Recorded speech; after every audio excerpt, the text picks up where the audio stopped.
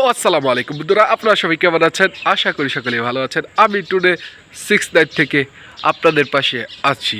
তো ওবায়দুল কাদের বাংলাদেশের রাজনীতিতে, আওয়ামী লীগের রাজনীতিতে অপূরণীয় এবং অবিস্মরণীয় এক নাম ওবায়দুল কাদের। তিনিও পালিয়েছেন, কিন্তু তিনি কিভাবে পালালেন তা ইউনিট সরকার কখনোই জানতে পারেনি। দেশ থেকে হাসিনা পালানোর 3 মাস পর্যন্ত ছিলেন ওবায়দুল কাদের। 3 মাস পর পালিয়ে গেলেন কাদের। কিভাবে পালালেন সেই তথ্যই আজকে আপনাদের দেখাবো। তো চলুন ভিডিওটি দেখে আসা যাক। জেলে যাব, পালাবার পথ খুঁজবো, এদেশ থেকে পালাবো না। কোথায় পালাবো? পালাবো না, প্রয়োজনে ফখরুল সাহেবের বাসায় গিয়ে উঠবো। কি জায়গা দেবেন? আওয়ামী লীগ সরকারের পতনের পর 3 মাস দেশেই লুকিয়েছিলেন দলটির সাধারণ সম্পাদক ওবায়দুল কাদের। এরপর সুযোগ বুঝে পালিয়ে যান তিনি। দেশে লুকিয়ে আছে জানলে সরকার অবশ্যই তাকে ধরে ফেলত বলেও জানিয়েছেন অন্তর্বর্তী সরকারের স্বরাষ্ট্র উপদেষ্টা লেফটেন্যান্ট জেনারেল অবসরপ্রাপ্ত মোহাম্মদ জাহাঙ্গীর আলম চৌধুরী।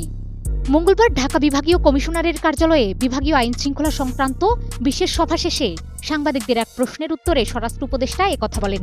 স্বরাষ্ট্র উপদেষ্টা বলেন, ওবায়দুল কাদের 3 মাস দেশেই লুকিয়েছিলেন। তার দেশে থাকার বিষয়টি সরকার জানত না।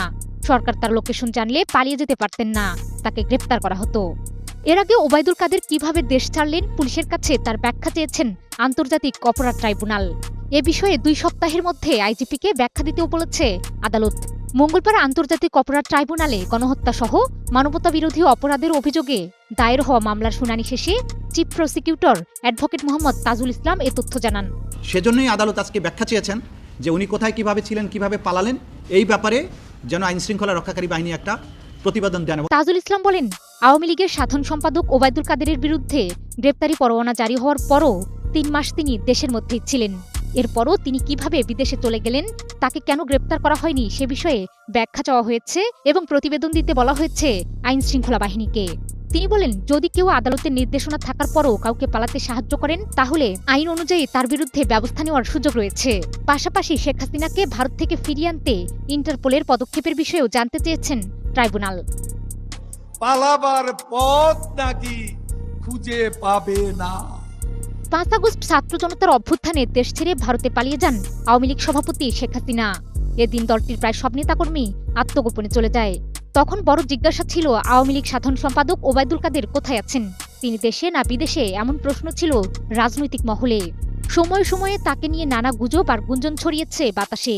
এরপর গণমাধ্যমের খবরে জানা যায় গণ অভ্যুত্থানের 3 মাস 5 দিন তিনি দেশেই ছিলেন। গত 8 নভেম্বর ওবায়দুল কাদের শিলং হয়ে ভারতের কলকাতায় পৌঁছান। খবর রয়েছে বর্তমানে তিনি ভারতেই আয়েশেই দিন কাটাচ্ছেন। মাহমুদা বিথি। তো বন্ধুরা, ভিডিওটি কেমন লাগলো? আশা করি সকলের কাছে ভালোই লেগেছে, কারণ ওবায়দুল কাদের কিভাবে পালালেন সেই তথ্যটিও আপনারা জানতে পারলেন। ওবায়দুল কাদের একজন আওয়ামী লীগের 3 বারের এমপি, হুইপ এবং 3 বারের সাধারণ সম্পাদক। আওয়ামী লীগের মতো একটি বড় সংগঠনের অত্যন্ত অনেক বড় বড় দায়িত্ব তিনি পালন করেছেন। ওবায়দুল কাদের যেভাবে পালালেন সেটি আসলে চমকপ্রদ ছিল।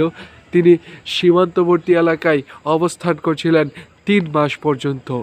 এই তথ্যটি বাংলাদেশের কোনো সেনাবাহিনী পর্যন্ত দিতে পারেনি, এটি দিয়েছে পুলিশ। তারা কিছু পুলিশ সদস্য ছিল আওয়ামী লীগের আমলে, যারা বড় বড় পোস্ট এবং দায়িত্ব পালন করছিলেন, তারাই হয়তোবা ওবায়দুল কাদেরকে সুযোগ দিয়েছিলেন পালিয়ে যাওয়ার মতো। তো ওবায়দুল কাদের এর কিছু কথা আসলে আজও আমাদের কানে বাজে, এবং তিনি একসময় একটা বক্তৃতায় বলেছিলেন যে ওবায়দুল কাদের পালাবে না, এই দেশ থেকে কখনো পালাবে না। যদি পালাতে হয় তাহলে মির্জা ফখরুলের বাড়িতে যেয়ে উঠবে। তো সেই কথাটি আপনাদের সবাই শুনেছেন হয়তোবা। তো সেই কথাটি দিয়ে অবশ্যই একটা কমেন্ট করে যাবেন, এবং ভিডিওটি ভালো লাগলে অবশ্যই একটা লাইক করবেন, এবং ওবায়দুল কাদের সম্পর্কে আপনার মন্তব্যটি অবশ্যই কমেন্টে বলে যাবেন। ভালো লাগলে আমাকে সাবস্ক্রাইব করে আমার পাশে থাকুন।